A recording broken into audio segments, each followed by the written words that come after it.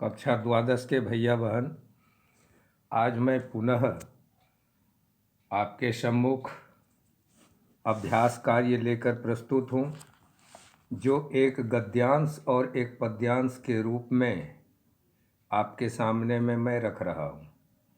ये गद्यांश है बाजार दर्शन का और इसके रचनाकार हैं जैनेन्द्र कुमार। मैं अब गद्यांश आपके सामने में रख रहा हूँ। उस बल को जो नाम दो, पर वह निश्चय ही उस तल की वस्तु नहीं है जहाँ पर संसारी वैभव फलता फूलता है। वह कुछ अपर जाति का तत्व है। लोग स्पिरिचुअल कहते हैं, आत्मिक, धार्मिक, नैतिक कहते हैं। मुझे योग्यता नहीं कि मैं उन शब्दों में अंतर देखूं और प्रतिपादन करूं। मुझे शब्द से सरोकार नहीं, मैं विद्वान नहीं कि शब्दों पर अटकूं। लेकिन इतना तो है कि जहाँ तृष्णा है, बटोर रखने की स्पृहा जिसे आकांक्षा कहा जाता है, वहाँ उस बल का बीज नहीं है। बल्कि उसी बल को सच्चा बल मानकर बात की जाए तो कहना होगा कि संचय की तृष्णा और वैभव की चाह में व्यक्ति की निर्बलता ही प्रमाणित होती है। निर्बल ही धन की ओर झुकता है, वह अबलता है। वह मनुष्य पर धन की और चेतन पर जड़ की विजय है। अब इस गद्यांश से संबंधित 3 प्रश्न हैं। पहला प्रश्न है, चूरन वाले की किस शक्ति के आगे वैभव की व्यंग शक्ति चूर चूर हो जाती है। दूसरा प्रश्न है, जिस बल के बारे में लेखक बात कर रहा है वह उसके विषय में क्या कहता है। तीसरा प्रश्न है, व्यक्ति की निर्बलता कब प्रकट होती है। तो इस गद्यांश को ध्यानपूर्वक आप पढ़ेंगे। इसी में इन तीनों प्रश्न का उत्तर छिपा हुआ है। अपने शब्दों में आप इसके उत्तर को लिखने का प्रयास करेंगे।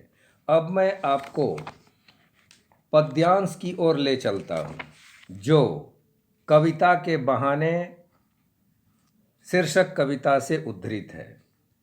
काव्यांश है, कविता एक खेल है बच्चों के बहाने, बाहर भीतर यह घर वह घर, सब घर एक कर देने के माने बच्चा ही जाने। अब इस काव्यांश के रूप में आपने इस बात को देखा कि कविता क्या है।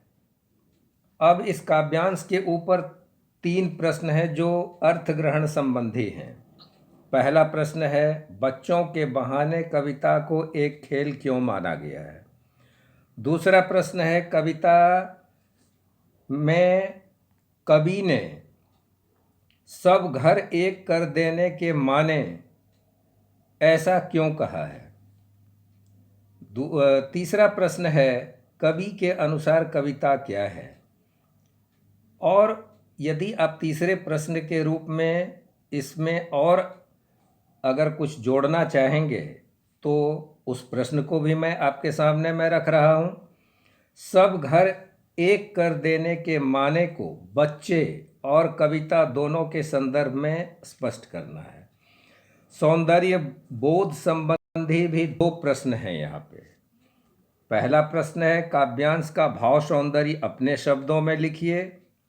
और दूसरा प्रश्न है, कविता के छंद संबंधी सौंदर्य पर प्रकाश डालिए। तो प्रतिदिन की भांति आज भी मैं आपके सामने में अभ्यास कार्य रख रहा हूँ। आप इसको विधिवत पढ़ेंगे और तत्पश्चात आप इस उत्तर को अपने ढंग से लिखेंगे। धन्यवाद।